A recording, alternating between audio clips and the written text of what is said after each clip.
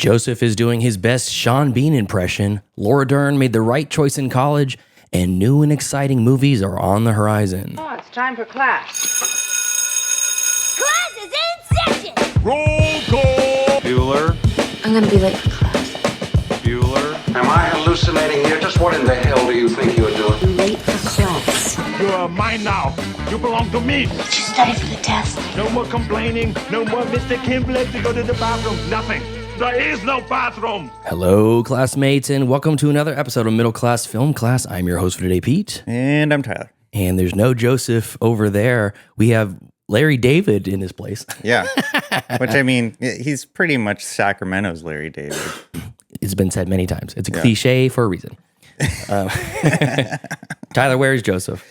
Well, I'm on the East Coast, presumably. Yeah. From the pictures we've been getting through our group chat. Yeah. They look great. Hope you're having a great time, Joseph. Hope you're having a great time. He looks like he's having a ball. I wish I was there. Why couldn't you take me? Why couldn't you take me and Pete? Well, leave the wife behind. I was going to say he's not married to us, so for one. Maybe we should get a three-way marriage going on. No. I don't want to have to. You don't want to be legally bound to me. Yeah, that too. All your finances are now my finances. Jesus Christ. Hey, maybe that's how I can somehow, in a long roundabout way, get you to pay for the show. Oh, well, we'll drop a contract. Yeah, exactly. But no, Joseph's in. He's doing the Sean Bean route where he's following Nicolas Cage around in National Treasure. You know, I thought you were talking about that English actor, Mr. Bean. Mr. Bean? I thought when you said Sean Bean, I thought Mr. Bean for some reason. I was like, wait, he was in the National Treasure? No, I didn't remember that. Scene Bean. Boromir himself. Yeah. Well, I mean, good for him. I hope he gets what he's looking for. I'm sure.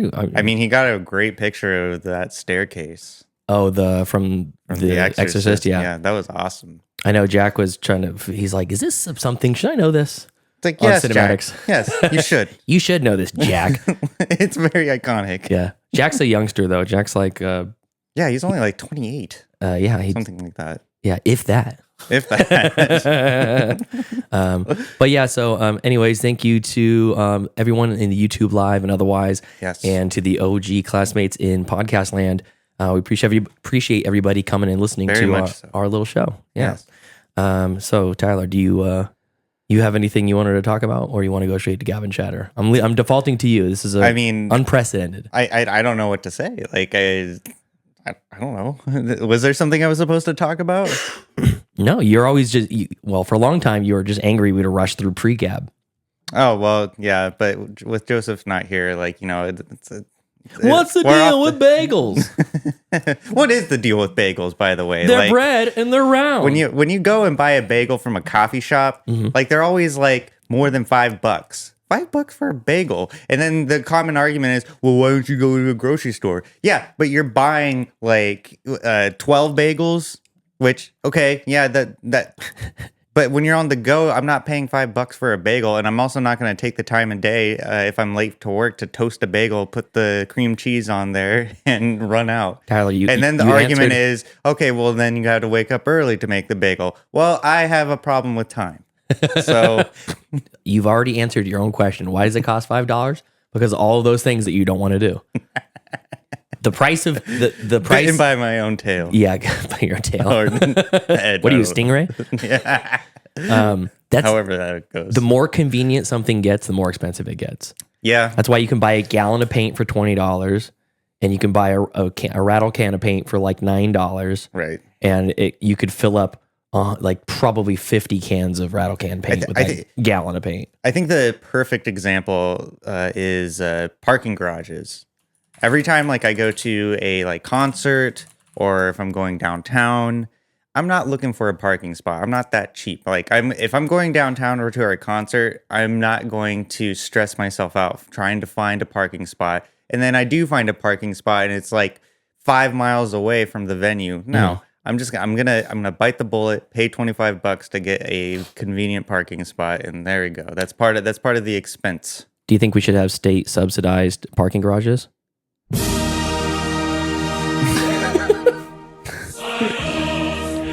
I agree. I declare here and now that California should subsidize parking garages, although they'd be taken advantage very quickly. So I don't know. Maybe that might not be the greatest idea. All right, I'm done. Okay. Well, that's some sufficient pre-gab. Let's get right into some actual gab and chatter. Find some charity, ye lad. Now's the time for gab and chatter. Gab and chatter movie news of the week. Before I give it to you, Bruce had a great point that without pre-gab, you can never make sweet, tender love. You have to have the pre-gab beforehand. Yeah. Yeah. He's a tender lover, Bruce. You gotta warm up that puss somehow. And wow. Okay. And also he said, I'm not sure if there's he basically talked about our black metal veins that you mentioned a couple weeks ago. Yeah. The director, Lucifer Valentine, he says he's got an infamous nature and filmography about him. Really? Yeah, he said he's most known for Vomit Dolls style of softcore porn. Wow, I don't know what any of those words mean strung together. I never heard of that in a sentence. But Tyler, report back next week. Vomit dolls? Vomit dolls. Vomit dolls. All right. I don't know what that is. I don't know if I want to know. I mean, just based on what I saw with Black Metal Veins, which is probably like the entry level into his filmography, like that is a tough watch. Yeah, it's a tough watch. All right. Anyways, what do you got for actual news stories? Well, this comes from Variety.com. Laura Dern's college forced her to drop out over Blue Velvet and called her insane for giving up her education. Now the school teaches the film, and it pissed her off. Now the school, of course, is UCLA Film School, and wait, so UCLA Film School kicked out Laura Dern, and let's leave Laura Dern out of it. Kicked out a student for participating in a film created by David Lynch. Well, there's a little bit more context to it. So Laura Dern, she appeared on a podcast with Woody Harrelson and Ted Danson. I didn't even know they had a podcast. Everyone has a podcast. Yeah. Obama and the Boss. Oh, yeah, I forgot about that. So she goes on to say on the podcast, I was 17, so excited to get into UCLA. I was there for 2 days, and I had auditioned and got offered the role in Blue Velvet. Dern was ecstatic over getting the film as she worshipped Lynch, who was already an Oscar-nominated filmmaker at this point in his career for The Elephant Man. But when Dern went to speak to the head of her college department about getting a leave of absence so she could make Blue Velvet, she was met with a resounding, absolutely not. I don't know why. I just imagine that's how they would He's sound. British. Yeah. The dean of UCLA is British. I said, I have this opportunity, and he said, well, I'll look at the script if you want to give me the script, but you know you're not going to get a leave of absence. It's not going to happen. It's not a medical emergency. So it's not they kicked her out for doing Blue Velvet. It's like she Hold decided. on. It gets Sounds a like deeper. she decided to do a movie in the middle of a fucking semester of school. It was in the beginning of the semester. Okay, It was well, then- 2 days after the semester started. Hey, yeah, it's like when you get hired on a new job and you're like, hey, I know that I just got hired here, but can I take a vacation? It's going to be a month long. Good point. Dern said about her conversation with the head of UCLA's film department at the time, the department head was able to read the Blue Velvet script. So he said, no, this isn't a medical emergency, but give me the script. Let's see, like maybe I can be swayed in a different way is what I got from that. Okay. And Dern remembered being called into his office and being told, first of all, if you make this choice, you are no longer welcome at UCLA. You'll be out. But secondly, having read this script, that you would give up your college education for this is insane. Obviously, it was an incredibly shocking script, Dern admitted after. I love this accent. I know. I'm going to ask you, I'm going to call on you sometime during later episodes of the show to do the UCLA Dean accent. So remember that one. Yeah, it's in the bank. Okay, good. So obviously it was an incredibly shocking script, Dern admitted before revealing, I will just end by saying after my 2 days today, if you want to get a master's in film at that school, when you write a thesis that there are 3 movies you are required to study, you want to, and you know what one of them is? Blue Velvet. She said, "It pissed me off." And so, like, I thought that, I mean, I can see how that could piss her off, but at the same time, you know, look what it did to your career, Laura. Like, you took a shot, or you took a chance, and it like, that was the movie that got her like a bunch of roles. I mean, I think her most famous role is Jurassic Park. Yeah. So I think she was 23 when she filmed that.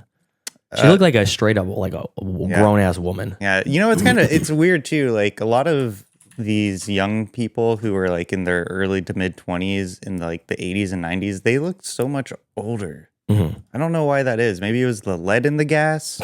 It's probably. Or something like that. But when The fact that no one believed in sunscreen. True. Yeah, everyone wanted that leathery tan skin. I'm gonna get rid of Larry David here. We're gonna go straight to just the two, just the two of us. Oh, okay. Yeah, look at that. Yeah. But I thought I didn't listen to the podcast that she was like, you know, saying this story. But I think if she is truly pissed off that Blue Velvet is a major point of study at the UCLA Film School, I think that should be like kind of an honor, really, because yeah, it sucks that you got kicked out of school because you took a chance on David Lynch's very odd script. Yeah. But at the same time, now people are studying your work. And so I think that that would be an honor. And she should be appreciative of that. But again, if it was me, at first I would be pissed. I get that. I feel her. Yeah. But at the same time, I would soften up a little bit. And that I want to say that there's other like authors who were like banned from like schools, but then they're studied now. I mean, the thing is, like, this is the definition of clickbait. Joe Bridges is in the chat and he says, so she had to go to class to go to school. Who knew? That's exactly my thoughts on it. You go to you I don't know what it takes to get accepted to UCLA Film School, you know? And then 2 days into the semester, she's like, I got to bail. I got a project I got to work on. Granted, it was a smart decision for her and all that. Right. But just thinking of it in terms of that, it seems insane. It does. And the project is not, it's not she got kicked out of UCLA because she worked on this project, Blue Velvet. It's now a notorious movie or well-regarded movie. But the fact that she left school to take a job is the reason why she lost her standing in UCLA Film School. So the attitude that I'm getting from Laura Dern is that she presented it to, which I'm presuming is the dean, or no, he was the head department of the film school, and I think her idea was, I have an opportunity to work with an Oscar-nominated director. Can you, cut me a little bit of slack? I still want to go to school, but also I have this incredible opportunity. Can you save my spot, essentially? Yeah, I mean, if it was like just like some random indie film, I would understand that. But if you're going up to and saying I have work with David Lynch, I would be like, well, take as much time as you need. I would say you're back of the line. You're gone. Back of the line. Yeah, if you want to apply next year, you could apply next year, but this semester you're done. Yeah, that makes sense. Because the rules apply to everybody, even as Joe Bridges again points out in the chat. She's Bruce Dern's daughter. This is nepotism. If you're just like, oh yeah, no big deal. Yeah, just come back whenever you want. Do you think she was clouded by her father's? Absolutely. Oh, and according to Joe, she was a working actress and she had been in many things since then. Yeah, maybe nothing as big. No, but yeah, if you're just like picking and choosing what you want to do. There are consequences to taking the job. It's a good story though. I will say it's a good story. Years later, it's kind of painting Laura Dern in a different light. Pisses me off. Now they're teaching this. It's painting her in a different light because now it seems like she feels like she deserves to have a spot saved for her. Exactly. Oh my god. Yeah. How dare they? How dare they? Don't they know what they have in front of them? She has such an attractive punum, but such a bad attitude. I don't think anything negative less of her, but I don't know. I kind of do at this point, what was I going to say? We have what was I going to say? Joel says that your accent reminds him of Werner Herzog. I kind of was channeling my Herzog. Your Herzog. Yeah, Herzog. Yeah. I have. Hold on, let me second. Let me get this picture kind of set up here. I have my favorite Werner Herzog ism. Is this is a terrible impression of Werner, but it's what I think of whenever I think of Werner Herzog. Here we go. Where to begin? Top left corner. Hidden somewhere in this noisy, chaotic morass of society is our fellow traveler, Waldo. A man unstuck from place and time. This is Werner Herzog does Where's Waldo. He reads Where's Waldo. Travels the world on foot. His only lifeline to his friends and family, a litany of dreary picture postcards sent from arbitrary locations the world over. His postcards do nothing to convey the humanity, the madness of Waldo's adventures. For that, we must go find him. You must find Waldo leaves trinkets scattered behind him, shedding a wake of objects as he goes. Oh my god. What story do these leavings tell? They are a series of transmissions from the past, sent in a code we cannot decipher. Is that a scroll, or merely a rolled-up towel? Oh my god. After trying so hard to find the scroll, are we sure we can handle the real answer? Occasionally, Waldo is all but impossible to ferret out. Sometimes it seems like he's barely trying. At the ski slopes, I find him almost immediately. At the sea, I hunt until I am mad, and yet Waldo does not reveal himself to Oh me. my god. Oh, there he is. Hello, my little friend. Wait a moment. Who is that man with the beard? I have seen him before. Is he pursuing Waldo from The place wizard. to place, country to country? Someone must Oh warn my our God. hero. What is everyone so preoccupied with at the airport that they miss the man of the hour right before them? This is real. This is real Werner Perhaps Herzogisms. Collective nightmare of impending disaster. Oh my Who is god. Waldo's pursuer meeting with at the museum? If only I could warn Waldo of this conspiracy.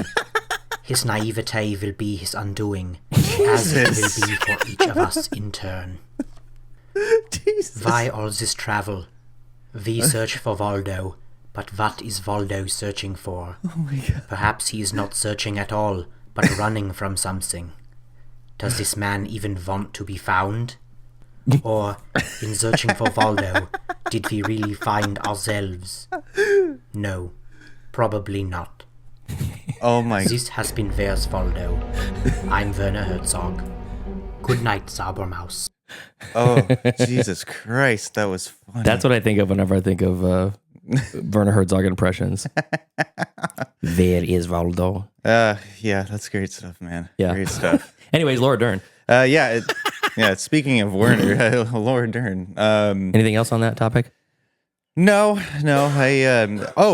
Speaking of Laura Dern, she did like a charity, I think a few weeks ago, or she's about to. She's selling her closet for charity. Okay, I was thinking about buying one of her dresses. that's not weird at all. Yeah. That's not as creepy as when you. I have a GoFundMe up right now. I'll post it up on the website. I don't know which is creepier, that or when you were looking through Olivia Munn's family's photo albums. Oh, that was Olivia Wilde. Olivia Wilde. Yeah. Was it Olivia Wilde? Yes, it was. Tyler broke into Olivia Wilde's house. I saw her prom pictures. allegedly, and looked through to her family photo album. Statute of limitations. Statue? Statute of limitations. Okay. Statute. I'd like to see that statue one day. Anyways, that's all I got. Okay, cool.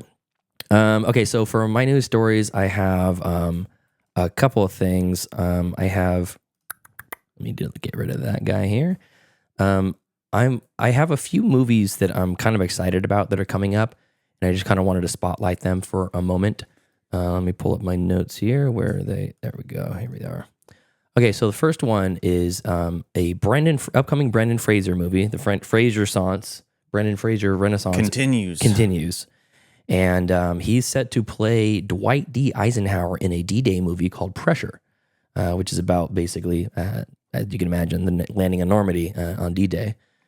So he's been set to play Supreme Allied Commander Dwight D. Eisenhower in a working title and Studio Canal's upcoming D-Day movie Pressure. He joins Andrew Scott, who was revealed Friday, will be starring in the drama about the 10 days leading up to the Normandy landing. And I still haven't seen Killers of a Flower Moon. I don't really have an interest in seeing that one. I feel like I need to, Why? because it's Because you have because it's Scorsese Yeah. and it's Brendan Fraser Yeah. and it's Lily Gladstone. I forgot he was in that. Who? Brendan Fraser. Yeah, that was like the beginning of his renaissance. I thought that was The Whale. It was like he got cast in The Whale and Killers of the Killers Flower at the same time. okay. Before I don't think Killers even had a title. Oh, yeah. It was just the upcoming Scorsese movie. Yeah. And it was like he's working with Aronofsky and Scorsese. Fraser is back. That was a big deal when that first news broke. Yeah, absolutely. So anyways, so the funny thing is I saw a crude Photoshop of Brendan Fraser as Dwight Eisenhower. Mm-hmm. And at first I kind of laughed at it. And then I thought, actually, you know what? I think I could actually see it. I mean, the side-by-side photo you can see in this news article, you can see it. Yeah. I mean, he's a little bit younger than Dwight Eisenhower, but I can see it. I just What do you think? What do you think about biopics in general, Tyler?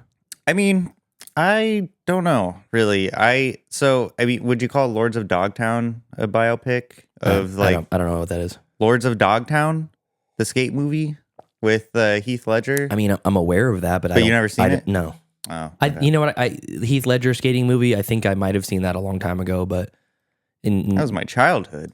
Oh, cool. But would you say Walk the Line is Walk the one? Line absolutely is, yeah. Yeah, so I mean, like it really depends on how well made it is. Mm-hmm. I'm trying to think of one that I didn't like. I wasn't really too keen on the Doors one. I thought the only redeeming factor is that Val Kilmer killed it as Jim Morrison, but the movie itself wasn't really that great. Can't think of another one. I'm just gonna let you flounder for a little bit. Yeah, I can't think of another one. I mean, I know there's probably more that I've seen, but I'm not really interested in biopics. All right. I think they can be great. I think they're easy to digest movies that teach you about somebody that you have heard of, but maybe not know a whole lot about.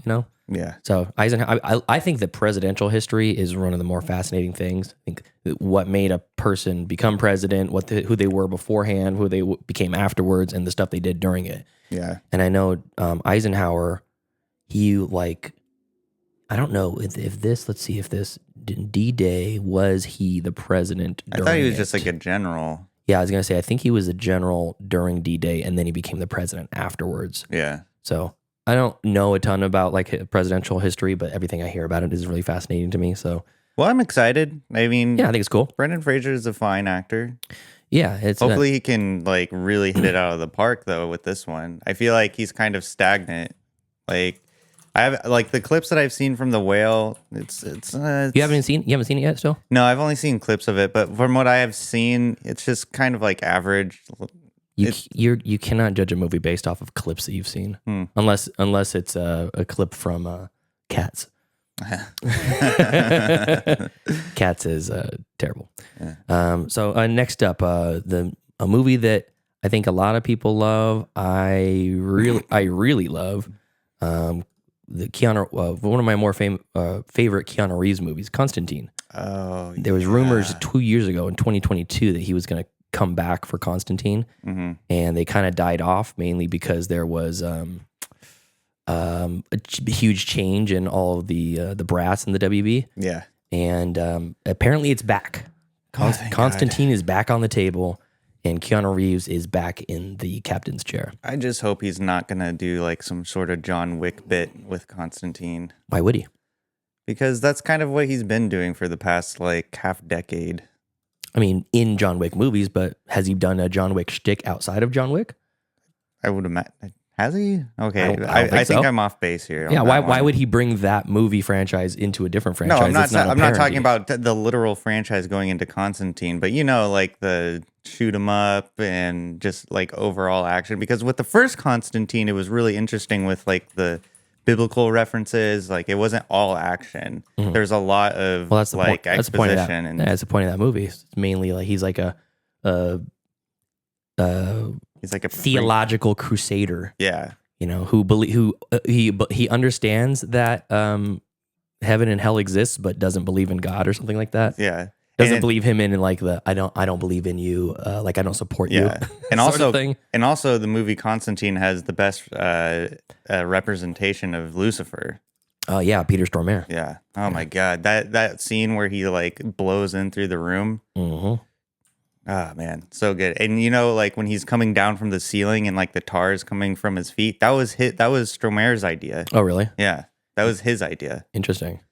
So his last few movies he's made after John Wick Chapter 3, he did Always Be My Maybe, which I believe is a romance movie. He was Duke Kaboom in Toy Story 4. He was in the Between Two Ferns movie. He did SpongeBob the SpongeBob movie, Sponge on the Run, Bill and Ted Face the Music, Cyberpunk 2077, the video game, Matrix Resurrections. Who could forget that one? DC, which one? The Matrix. Oh, fuck, I hate that movie. Sucked. DC League of Super Pets, and then John Wick Chapter 4. So he had a ton of stuff between 3 and 4. Yeah. I think that's just kind of what people shorthand think of him now. But it's that long hair, that long greasy hair. Yeah, he's going to have to cut it for Constantine. Yeah. So there was the actual producer for Constantine, the first one, was interviewed at Comic-Con that just recently happened. His name is Lorenzo di Bonaventura. Great name. Yeah. He says, well, there's been little public movement regarding Constantine 2, that he assured us that the script isn't that far away. Quote, the script is being written now, and it's not that far away. I mean, we've got to get a good script. We're starting great because the movie star that everybody wants to be in business with wants this character again. So there's a lot of room in that franchise to do this sort of soul-searching, crazy, quasi-religious that made the first movie so satisfying. And it doesn't surprise me all that Keanu wants to do it so bad. So it looks like it's happening. Again, I'm not going to hold my breath for it because it's been supposedly happening for 2 years now. But a little bit more on the horizon, so that's cool. I mean, I was gonna bring up this news story, but I decided to axe it. They're in talks of doing a new Spawn movie. Yeah. Mm-hmm. So I think there's kind of like this sort of revitalization of these older franchises. Well, I wouldn't even call it a franchise, but these older like superhero movies, but before they were called superhero movies, that people want to see again, like Constantine and Spawn. People have been clamoring for a Spawn movie for a long, long time, including myself. Yeah, and Constantine too. Like I remember back, this movie came out in 2006. I still think that the Spawn movie is like on the edge of production. Yeah, because Todd McFarlane is the guy in charge of it. He's like the creator of Spawn, right? Yeah. I still see people tweeting at him with news stories. Like, where's the movie? No, like small indie directors saying, because the project's been looking for a director for a while, supposedly. And they're tweeting at him like, I'm right here. Yeah. Hire me. The guy, Stephen C. Miller, who directs that werewolf movie coming out next year, we've talked about it a couple times on the show. He tweeted at him. Oh, like, man. I'm right here, dude. Come get me. I'm like literally put me in, coach.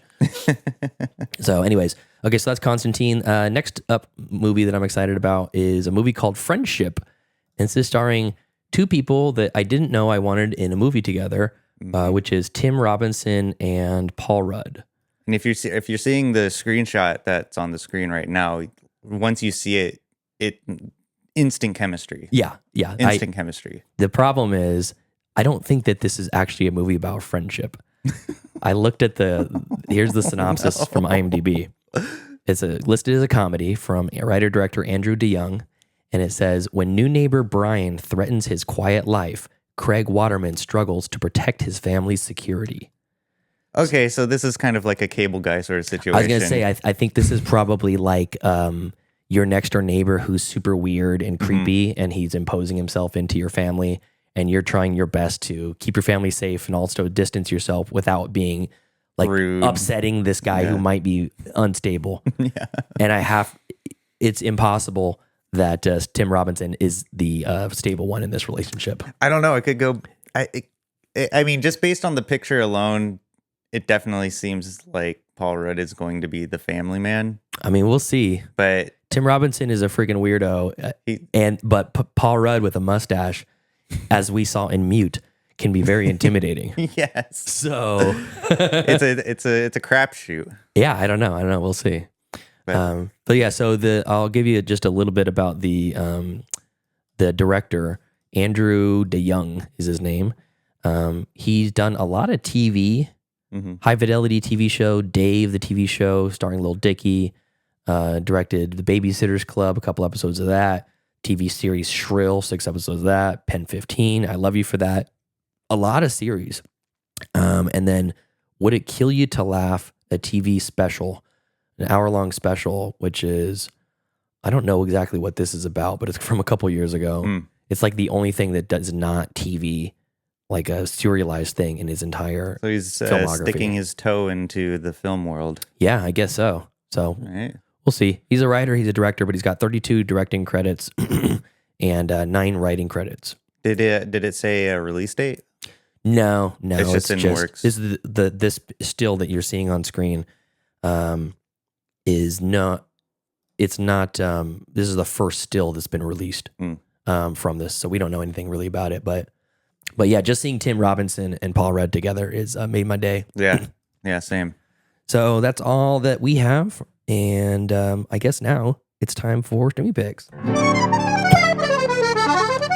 Movies. Wanna watch a movie? Yes, I do. Disney Plus, oh, HBO Max. If I don't get the pick, show's over. I have grown accustomed to Hulu Plus. Amazon Prime. I like Netflix. You found the pick. Streaming Picks, movies that we watched this week on our streaming services that you can watch too. Tyler, lead us off. All right. I'm just going to preface this here that I work 12 to 13 hours every day this week. I didn't really have the energy to watch any movie that I wasn't familiar with because I knew I'd fall asleep. So I put on a comfort. I don't understand that. Like, What? if it's a movie you're familiar with, it's easier to fall asleep because you already know what's happening. Well, I mean, it's just like yeah, exactly. Because because if I'm going to be watching a movie that I haven't seen before, I want to stay up for it instead of like being like. So what you're saying is you planned on falling asleep to these movies. I knew I would because I was scrolling movies that I wanted to watch that I hadn't seen before. But as soon as I got home, like I sat in my computer chair and like I was already nodding, like as soon as like I was like scrolling for movies. Yeah. And so, well, what I'm saying is when you say that, you're saying that you planned on falling asleep to these movies. well, it's not planned. It's just like I already know what's going to happen. It's not a plan. It's like I don't plan on sitting at my computer desk and saying, okay, I'm going to fall asleep to this movie. When you watch these movies, do you just put the speakers on and take your headphones off? No, I have I don't have any speakers. So you're still sitting in front of the computer and intently watching the movie. If I'm like nodding off, like I can just like listen to it, you know. But if I'm watching a movie that I haven't watched before, like I want to have like my full attention instead of just kind of like dozing off a little bit. If wouldn't that force you to stay awake though? To watch the movies if it's a new... I physically couldn't keep my head up sometimes. So again, you're planning on falling asleep. That's not a plan. That's not a plan. How am I? You're implying I am premeditated. Yes. It's not a premeditation. I'm not saying that you're going out of your way to fall asleep to them, but you know it's going to happen, so you're planning for it. Sure. I mean, Okay, I just want to know. That's a good way to put it. I just want to know because I have those movies too. So I've watched the first half of Shrek 2 about 100 times. So typically when I get home, I like to read, but I think it was on Tuesday. I worked like a 13-hour day. I came home. I was so demoralized from that day because it was over 105. And I sat on my computer chair, fully nude. Of course. And I was looking through Amazon Prime. And I was already kind of nodding off a little bit, but I thought to myself, you know what? I don't want to read because as soon as I read the first paragraph of this book that I'm in, I'm just going to fall asleep. And so I thought to myself, that's why I don't read because I just fall asleep. Yeah, it's when you like read. I mean, that helps me fall asleep. Mm-hmm. So I saw the 40-Year-Old Virgin after work on Tuesday. And I think I stream picked it probably a few months ago. I had to have. but I couldn't remember. But it came up on my For You feed on Amazon Prime, which is where it's streaming. And oh my God, that movie is so funny. It's there. I would say like as a movie as a whole, it's just okay. But some of the bits that Judd Apatow like incorporated it throughout the movie, they're so standalone and so funny. Like it makes it watchable. The overall plot is. I wasn't. You don't really, like the plot? Not really. I think it's super sweet. I didn't really like the And plot. relatable. You're a virgin too, right? Just a couple of virgins on this show. Yeah. Let's go with that. It's been so long, my virginity grew back. I didn't know it could grow back. Yeah. Wow. It's like a vestigial appendage. Jesus. But so to bring back to go full circle with my example, I could just like when it got to the serious parts of the movie, that's when like my head was like tilted back and I was like just listening to it. But when it got to like the funny bits, especially like the poker game scene, that whole sequence of events, that was really funny. That had my attention. And then nod back out.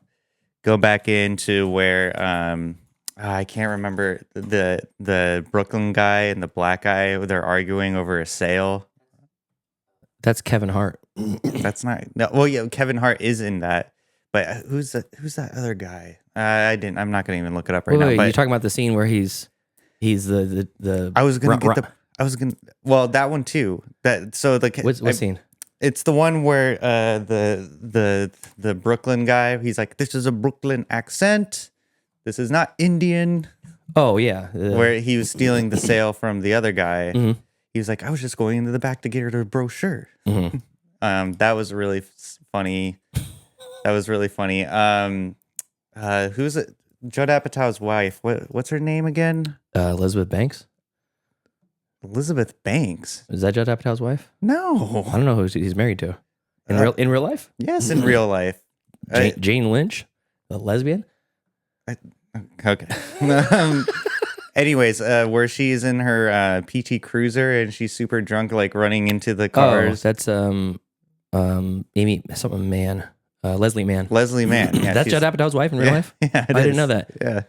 And we should get some fucking French toast. Yeah, that's a good one. So I mean, like, I like that movie because there's it's kind of like it's almost like Anchorman in a way, where there's funny scenes, but the overall picture is just not really that great. Mm-hmm. And so that's kind of compelled me to put it on, was because I could watch the funny scenes, like be a little bit lucid for it, and then like nod back out, listen to the movie, go back in, nod back, and then movie's over. I'm just like, okay. I'm glad you're dedicating so much time to this show. I'm dedicating my sleep. Okay, got it. Right. Yeah. But yeah, so that's the only movie I watched this week. Oh, is it? Yeah, I have had my nose in this book for the past like 2 weeks now. Mm-hmm. And so it's kind of, you know what? I'm not gonna lie. I've been resting on my laurels. I need to get back on the movie train. And it's fine. You got one. And you hit the one. You hit the requirement. It's funny too, because I was thinking about this on one of my routes the other day. Mm-hmm. So in my infancy and adolescence of getting into film, I was watching movies all the time, all the time, just like any which way I could watch it. And then I got into like the metaphorical adulthood of my movie consumption. Okay. And it started dwindling a little bit. Now I would say I'm in the midlife crisis of my movie consumption. Okay. But I think there's a sunrise coming on the horizon right now, and I'm gonna start watching more. I really need to get on my Kurosawa binge, because I've been meaning to watch. If you are having a hard time staying awake for like a new blockbuster movie, you are gonna have a really hard time watching Kurosawa movies. I know. Maybe I should just develop a Coke habit. Or just have a healthy sleep habit. You know, what time do you go to work every day?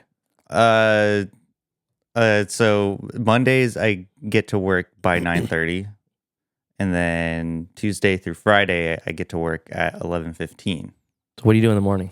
From the time you wake up to the time you have to leave for work? No, don't worry about what I do in the mornings. Well, there you go. There's every morning. I would love if I didn't have to be at work till 11 a.m. and I could watch a movie in the morning. Yeah, well, no, I kind of do mine. But anyways, we're not talking about my work habits. I don't know. I think we are talking about your work habits. But yeah, that's all I got for this week. All right. Okay, so I'm gonna go through some of mine. I had a pretty good week of movie watching. First off, I'm gonna start with a short. This is from the most beloved Jim Cummings. Not the guy that voices Winnie the Pooh, the guy that did Thunder Road and The Wolf of Snow Hollow and The Beta Test. He also made the short called The Last Brunch.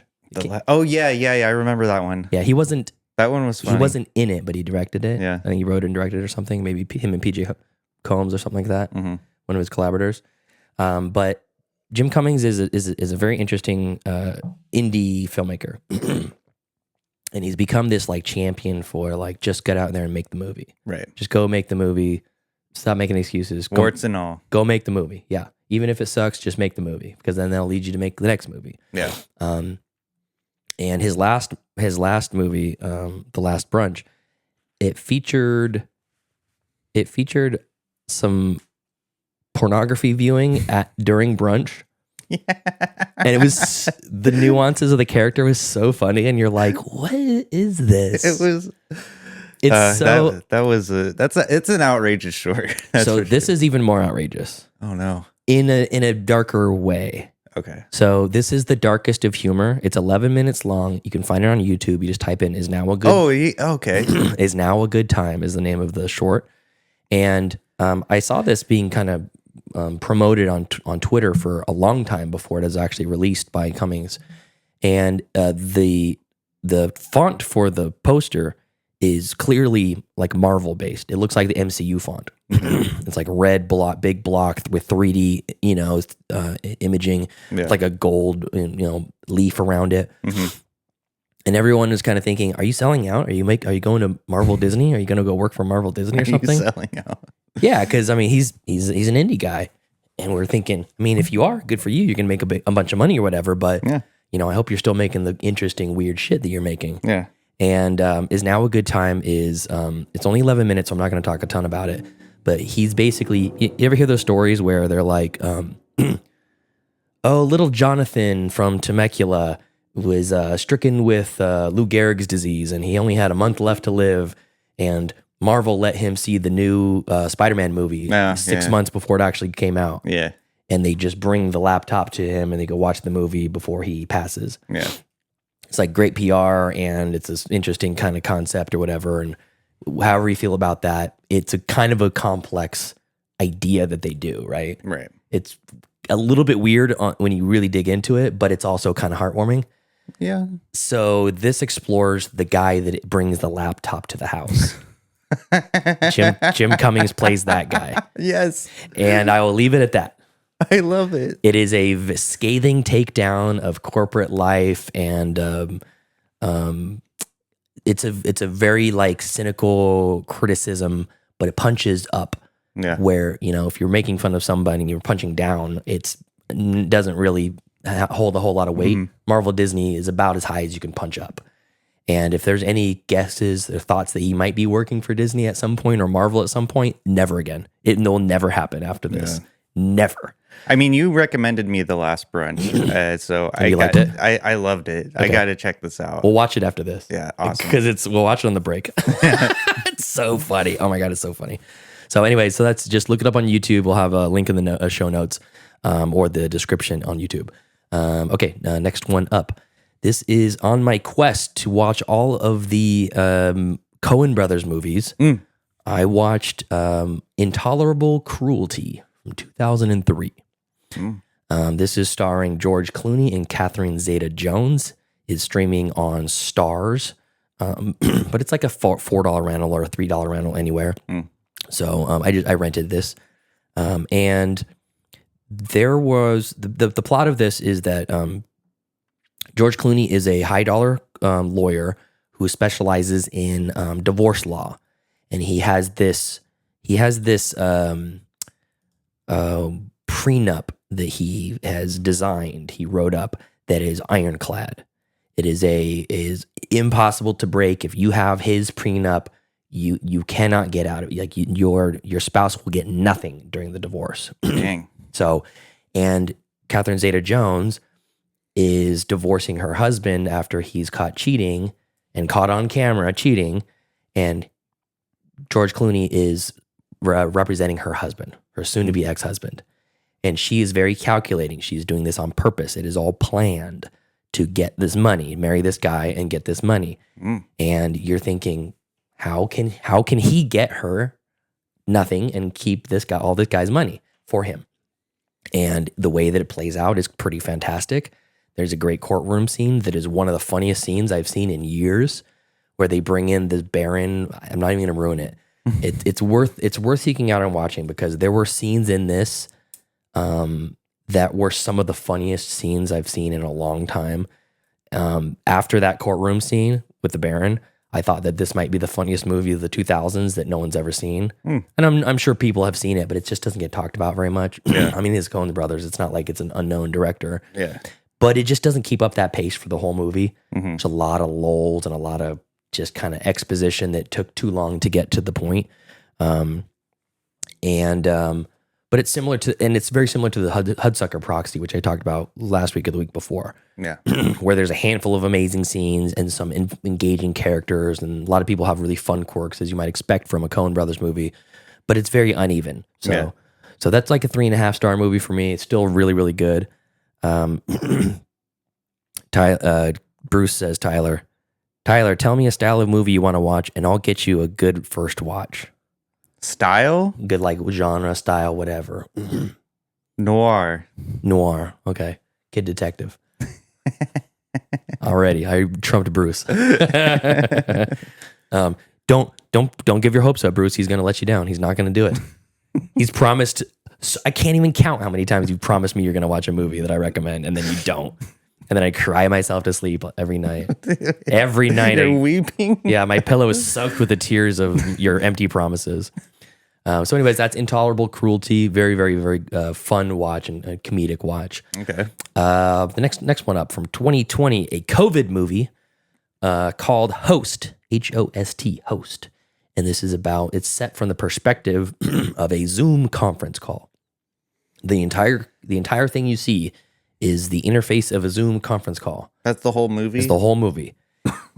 And as far as COVID movies go, small budgets, cast can't be together, COVID protocols, everybody has to film their stuff separately or whatever in different rooms or different places and different buildings. Yeah. This is one of the more well done and inventive versions of that. Looks like a horror movie. It is a horror movie. Okay. So this is directed by Rob Savage, again from 2020. The synopsis says, 6 friends hire a medium to hold a seance via Zoom during lockdown. But they get far more than they bargained for as things go quickly wrong. When an evil spirit starts invading their homes, they begin to realize they might not survive the night. So,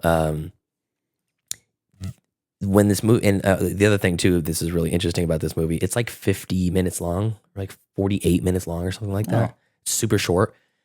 And you find out why, and this is not a spoiler, but when it gets to the end, it's like your free version of Zoom only takes a 45-minute call. Oh my God. Do you want an update? And the countdown clock on Zoom that you get starts ticking down, and that's the end of the movie.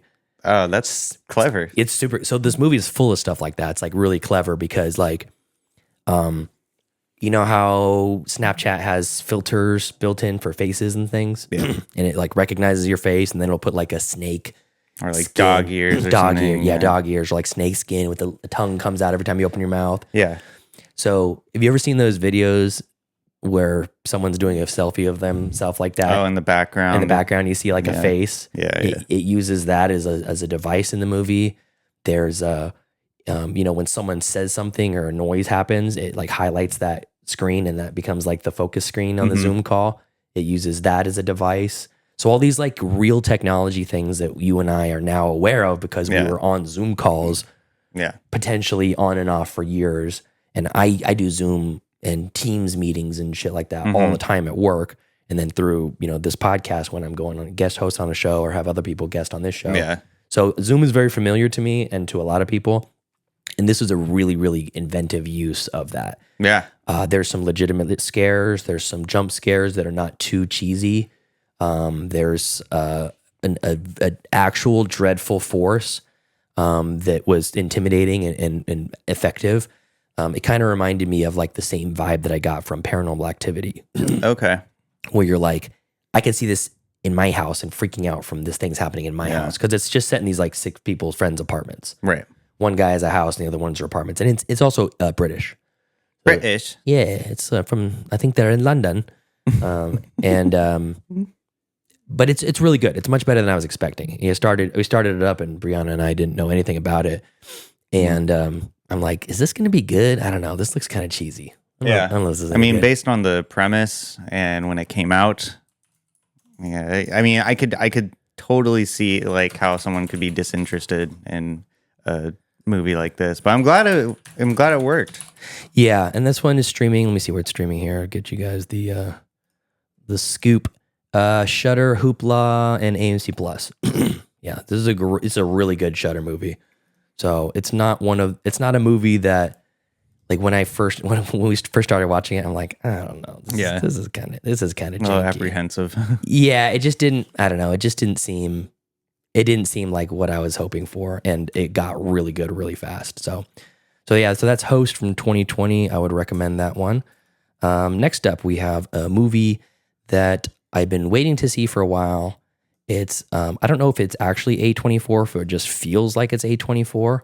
But this is Rose Glass's follow-up to Saint Maud, Love Lies Bleeding. So, that's the Kristen Stewart. Yes, that's absolutely. Isn't she dating her co-star now in real life? I would hope so. This was a very divisive movie. Oh, really? Yeah, a lot of people didn't like it. Do you have you seen it? No. Oh, no, okay. I haven't. I just know that there's a reputation that precedes it. It's what reputation is that? What have you heard? Well, I've heard that it's not good. The writing's bad. Interesting. Yeah. Interesting. I didn't get any of that at all. That's just what I've read. Like, I'm not presuming like it is a bad movie. Sure, but I know maybe it was just homophobes. It could be. Like, there's definitely. It's a lesbian relationship, and it's Lou is the main character, Kristen Stewart, and her co-star is Katie O'Brien, who I don't know if she's actually an actress or an actor, but she was an actual bodybuilder, and somebody tagged her on Instagram saying that Rose Glass is making this movie about a muscle mommy, and you should go audition.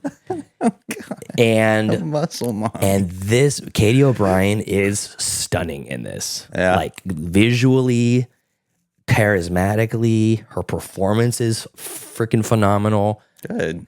It is really, really good. And every time I see Kristen Stewart in something new, I just have more and more respect for her. Yeah. Because she's come a long way from the, sweeping the hair out of your eyes and unsuredly, eyes darting about every time you talk to her, and every performance looks the same. She's now in a much more confident. I was going to say, definitely confident. Yeah, her acting skills have leveled up. She's really phenomenal in this, and her dad in this movie is played by Ed Harris, and he's a certified creep. He is really, really creepy in this movie. He's got the bald head, and his hair that he can't grow on the side, like Costanza. So he has the horseshoe, but it's super long. it's like past his nipples. And sometimes he pulls it in a ponytail, but when he's got it straight down, it's like this blonde, long skullet. Oh, it's blonde. It's a blonde skullet. Yeah, it's pretty rough. And they're in New Mexico. And she's, Lou, Kristen Stewart's character is, she just works at a gym, And she sees Katie O'Brien blow into town one day, and she starts working out, and she's just like gooning over in the corner watching her. Damn. Well, yeah, she's like, "Damn girl, what's up?" And she offers her some steroids, and the rest is history. Okay. Yeah. So, I mean, you'd be surprised how many people actually use steroids nowadays. I know. It's very prevalent in our society. Yeah, especially in that culture, that like body lifting culture, you know? Yeah. And the whole point is Katie O'Brien's she's traveling across the country from Oklahoma to Las Vegas to go compete in a fitness competition, bodybuilding competition. Oh, okay. So she's trying to beef up, you know, that's why she gives it the roids. But yeah, this is phenomenal. It's really, really good. There's a little bit of like fantastical mysticism kind of in and out where, you know, you get some camera shots of her after she takes some roids and it's like her arms bulge up huge like the Hulk. Yeah. And you're like, is that really happening? These are some really good steroids. Oh, this shit's good. You got the good stuff. But yeah, there's some supporting characters that are really good in this. Dave Franco's in this. He's a piece of shit in this too. Not surprised. Yeah, I know. He's anyways, Love Lies Bleeding. Really, really worth your time. Let me see where that's. Love Lies Bleeding. There it is. I lost it. Okay, let's see where it's streaming for you guys. It's on Max. Oh, nice. Yeah, so very accessible. I think a lot of people will have Max. Yeah. Okay, so that's the next best one. Next up, this is a new movie also from this year called Thelma. Have you heard of this one, Tyler? I have not. Okay, so Thelma is not streaming anywhere. You got to rent it. It's a $10 rental. Jeez. Yeah. I rented it mainly because Jason Kleberg from Force 5 really recommended it. He says it's one of his favorite movies of the year. And I never heard of it before, so I thought, okay, well, I gotta do something about it. I gotta watch this movie. I can't not watch this. What do you want me to do? Not watch this? Thelma 2024. Let me make sure I got this set up for you guys here. There we go. So Thelma is a character, the title character. She's played by June Squibb, who is a character actress that you probably seen before. She always plays like an old woman. She's a little kind of heavy set. She plays Hubie's mom in Hubie Halloween. She's been in a billion things, and she's like 87 in real life or 84 in real life or something like that. Yeah. And she just plays this really sweet old lady, grandma, who lives alone at home. Her husband died some years ago, and her family is a little bit worried about her. Her mom, her daughter is Parker Posey, and her son-in-law is Clark Gregg, the guy from the Marvel movies who works for S.H.I.E.L.D. And her grandson is this really kind of sweet, kind of a little bit of a screw up, a little bit of a stoner, kind of like meandering through life, but very, very clear that he has a great relationship with Grandma Thelma. Yeah. Visits her a lot, and they do a lot of fun things together and at home because she can't drive anymore. And long story short, Thelma is the victim of a phishing scam where she sends $5,000 to the scammer. Scammer calls and says that you have,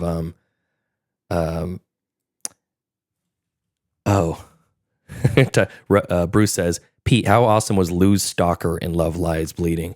That's Lou is Kristen Stewart's character. She's got this another girl that really loves her, and she reminds me of like Dakota Fanning from Once Upon a Time in Hollywood. Oh, okay. Grimy and creepy, but more sweet than like evil. Yeah, and yeah, she was great too. I can't remember the actress's name, but anyways, so Thelma sends this $5,000 to the scammer because the scammer calls and says, pretends to be her grandson. Yeah. And it's like, Grandma, I got in a car accident and they tell me they're going to throw me in jail unless I, send them money for court fees. And can you do that? And she sends like $5,000 cash to them. And the family kind of finds out about it and they file a police report and they're like, there's nothing we can do. Yeah. You sent money to these people. I mean, where do you send it? She's like, go to a P.O. box. They're like, nothing we can do. Yeah. So she takes it. She says, I'm not going to take this.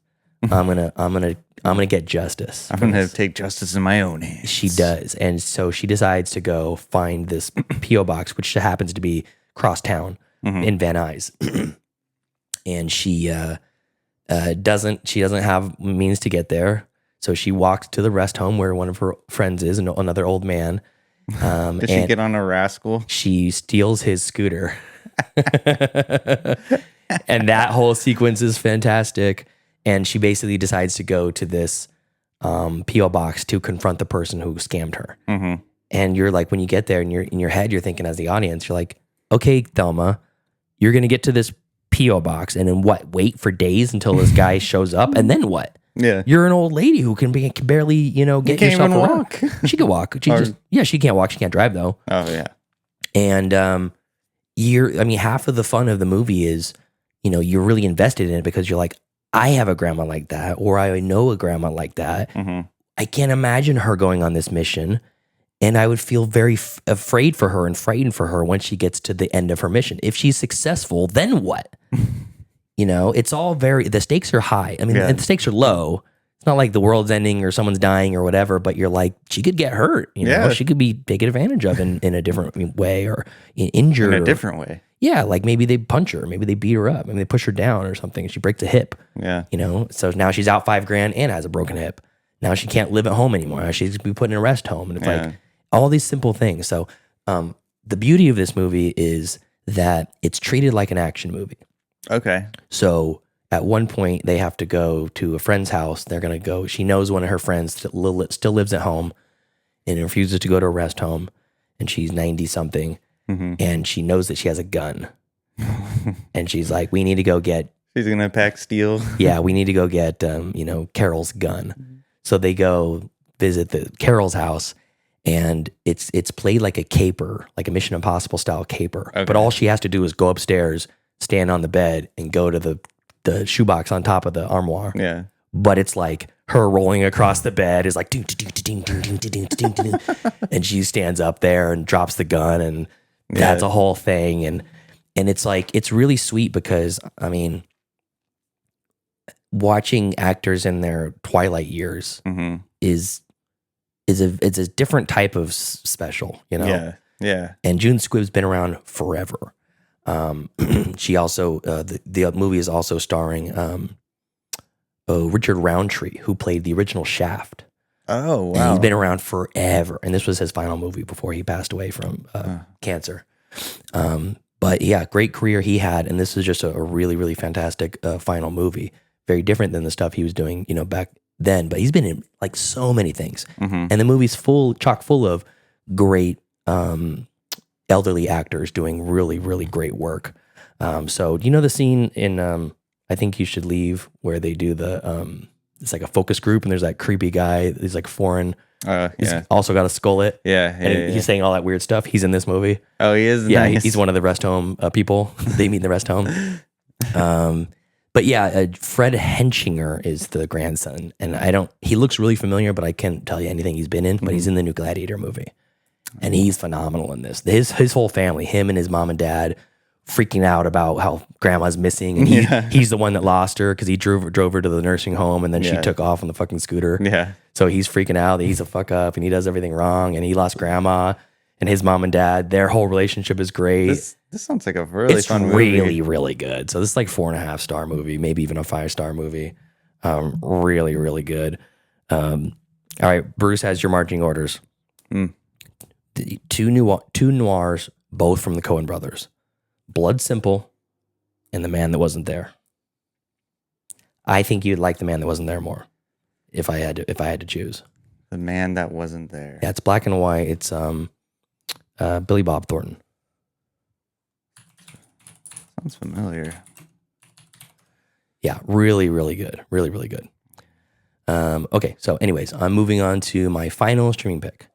This is a movie that's been talked about a lot.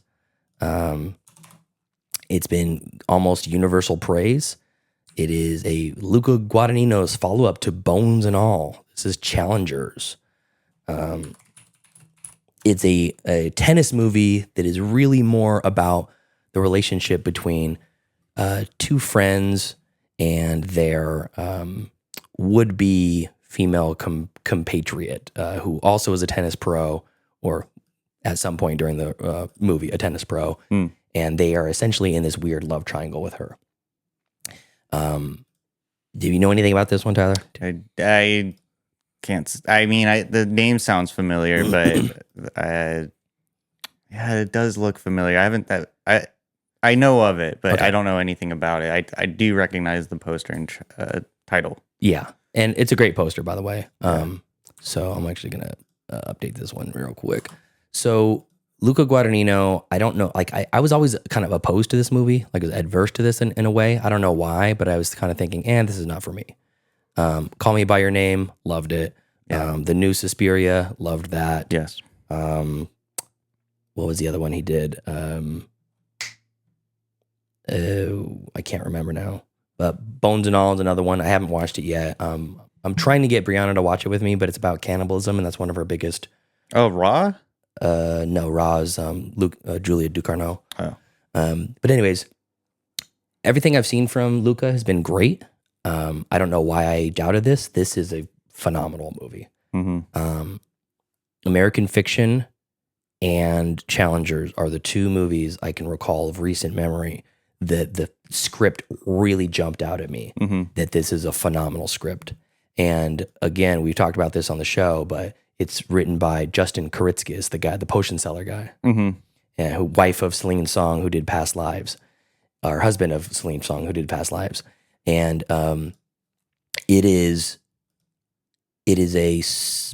it's kind of touted as a really horny movie and a sexual movie, but it's really not that sexual. There's a couple of kind of very in your face sexual moments. And it's a love triangle, and there's a point where they're all three involved. Yeah. And that scene, there's a shot from that scene that is used in the marketing, and they only show you that one shot of her like sitting back on the bed, like looking back and watching. And you're like, that's a cool shot. You look kind of menacing there. The reality of what that scene is so funny, and it's so calculating and menacing. And like, she's just completely playing these guys against each other for her own gain. And that's the whole movie. The other thing about this movie is it spans decades of their life. Decades, okay. Yeah, I want to say it's like a 15-year span of their life. Okay. So it starts when they're young and they're not pros yet, and she's still in high school getting ready to go to college, but she's already recognized as like this phenom and just got sponsored by Adidas, and she's deciding to go to college instead of going straight to pro, and they're like young pros trying to go big into the big circuit. And the entire movie culminates to a match between the two guys. And I'm not a big tennis fan. I think it's fine. It's really fun to play. The few times that I have played it, it's very fun. But I don't follow tennis. I couldn't name any of the modern players, anybody who's big now. What about the two twin sisters, Serena and Venus Williams? Yeah, I don't know if they're modern though. No, I don't even know if they're both playing anymore. But like John McEnroe, sure, Pete Sampras, Andre Agassi, the big ones, the classics. I could name. On Anna Kournikova, Djokovic. I don't know his first name. I just like his name because it's Seems funny. like you're really into tennis. No, these are just kind of like household names for tennis players. But all that being said, the reason I'm bringing that up is this movie made me care about a single match of tennis so deeply that I couldn't believe it. Wow. Yeah, because I was like, I really invested to the outcome of this tennis match. Hey, you new yo-yo players in. New yo-yo. What's up, buddy? Yo. He says, Bones and All is solid. Challengers has so much momentum. I loved it. Yeah, the momentum is palpable. And I'll just read my my Letterboxd review. I didn't think this was going to be for me, but I loved Call Me By Your Name, so I don't know why I was resistant to Challengers. But damn, this is a fantastically written script with some truly dynamic and impressive camera work. I can't even imagine where one would start when writing it. And it's Justin Kuritzkis' first feature script to top it off. Each of the three leads are giving top-notch performances that vary appropriately throughout the story. I feel like Zendaya leveled up in this role. I laughed, I sweated. I actually cared about the final match for a game that I don't follow. Luca really does have so much talent and control, which is 100% true. Yeah. The score from Atticus Ross and guy from Nine Inch Nails, Trent Reznor. Score from them is really they fantastic. scored this movie? Nice. Oh yeah, it's great. I didn't mention it in my review because that's pretty much what everybody talks about in their review. But the score for this, it doesn't seem like it belongs. And there were a couple moments where I was kind of surprised they were putting in that score, into some of the scenes. So I think I'm gonna have to rewatch this to really get most of it. But even on first watch, it's a 5-star movie. Right on. Yeah. So, and that is streaming on. It's actually I had to rent that one. I guess it's not streaming anywhere. So it's like a $6 rental. So, anyways, that's Challengers, Luca Guadagnino's latest. It is fantastic. Hey, Binge Lord Dan's in the chat. What's up, buddy? How you doing? What? Binge Lord Dan coming in at the end. Yeah, that's right. So, anyways, that's pretty much it. Tyler, do you have anything you wanted to say to the chat? No. No. Not in particular. Thank you for joining us. And did Joseph even write in anything? About what? Anything? Why would he? Because he's out of town. And so maybe he's like, hey, here's something that I've watched, maybe on a plane. You abandoned me during your own review of, what was the movie that you missed? What? Yeah, you were sick. You said you were pissing out of your ass. Oh my God. We don't have to mention the details, but yeah. You said it. It was what was it? I do remember. I can't recall the Iron Claw. Oh, the Iron Claw. Yeah, because that's when I got Jason from Binge Movies to come to the review. Yeah. And you said that morning, you're like, I'm sorry, I can't make it. Yeah. And I'm like, well, at least write in something. Wait, no, I did. I thought. No, you didn't. You said, I'll do it after I stop pissing from my ass. And then you never did. Stop saying that. Well, don't type it into the chat. Wait a minute. Hold on. Did you write something and never send it to me? That would be the most on-brand thing you've done. I think I did. Oh God! Hold on. Let me go. Let me. I'm pretty sure I did. Jesus Christ. Very, very timely. Yes, I did. You wrote something in for the Iron Claw and you just never sent it to me? I did. You bastard. I can't. No, wait. You had to have read it. No. Because you liked it. On what? On Letterboxd. It's your review. You didn't send it to me, though. I thought you were going to read it. So you just write a review and post it to Letterboxd. You assume that I'm going to go out of my way to find it and read it. You don't even tell me, hey, I wrote my review on Letterboxd. Okay. Well, read my review on Letterboxd. Should I read it right now? No, you shouldn't. The time has passed. Oh, jeez. All right. Chat, what do you think? You want to hear it? No. Okay. No. Fair enough. But I do want to say we have a new Patreon member. Yeah? New Patreon member who's not in the chat, but was the last 2-3 weeks in the chat. Angry Otters. Angry Otters. Angry Otter Reacts on YouTube and Angry Otter Comics is their username on Patreon. So thank you for the Patreon subscription. We'll have to. I sent you a message on Patreon, Otter, about what you want for your selection from the wheel. So just respond back whenever you get a chance. Anyways, we are going to take a break now on the stream. We're going to be back in about 15-20 minutes or so. And we're going to be reviewing the first half of season 1 of True Detective. Tyler's wet dream that we're finally going to talk about this show. My Bible. Yeah, that's right. So anything else? No, that's it. Okay, so thank you to the Cool Ass Yard Duties. That's Javier, Heather Sachs, Ryan Corbin, and Chris. And if you want to support us on Patreon, you can hit us up at patreon.com/middleclassfilmclass, or you can just watch us on the YouTube. Getting those watch hours in is another way of support as well. Until next time. Thank you to everybody in the chat. Bruce, Joseph Bridges, Joel Shinneman, Angie for a hot minute there, Angry Otter, new yo-yo player. Oh, Angry Otter's not there. And Binge Lord Dan. Thanks everybody for chatting. It's been a great time. Follow us later on as we review True Detective. We're a little thrown off because Joseph's not here, but all the socials, you guys know where to find them. They're all in the show notes. And leave us a damn voicemail. Yes, please. That number you can find in our show notes, but I'll say we don't have time. No, that's fine. We're going to go. See you later, guys. See ya. Class dismissed. I gotta get out of here. The bell doesn't dismiss you. I dismiss you. You're free to go. See you next week. See you later. See you later. That's a wrap. Great show.